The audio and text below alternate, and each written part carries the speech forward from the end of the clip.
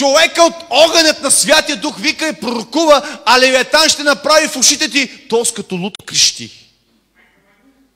Това е Левиатан. Обърква разбираното ти за Божиите неща. Него не го интересуват клюки и интриги. Може с физически и плътски неща да победим Левиатан. Но можем с духовните оръжия.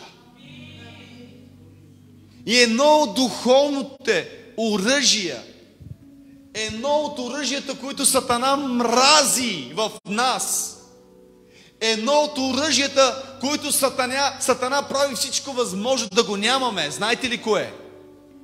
Смирението. Смирението е духовно оръжие.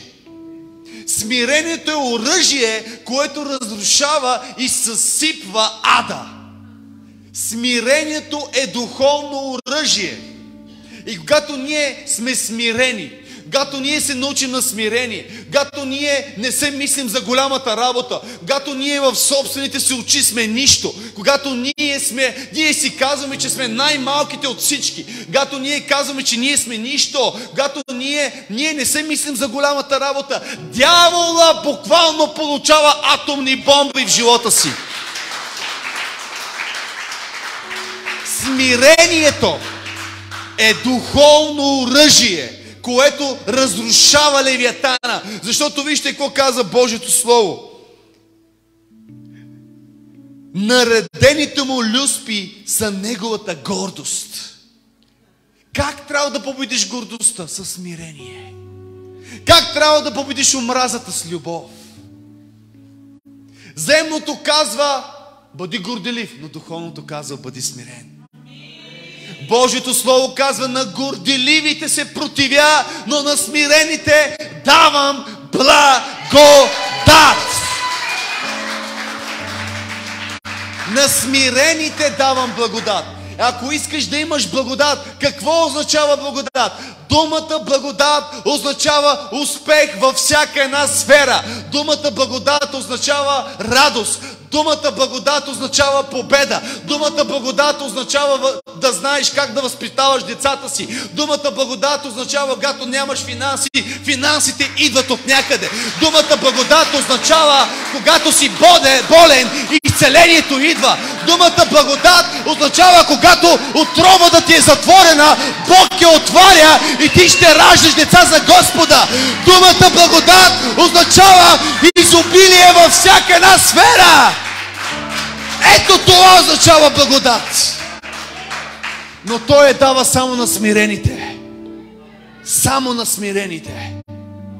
Благодат.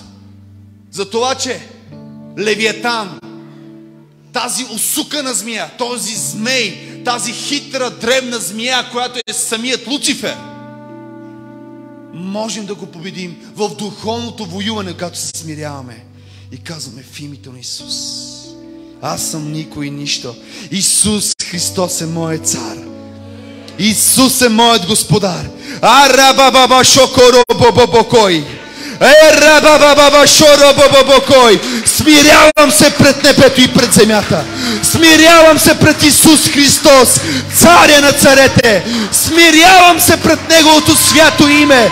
Смирявам се. Смирявам се. Арабабаба шой. Когато ти го направиш това, ада трепери. Левиатан започва да бяга като малко кученце пред тебе.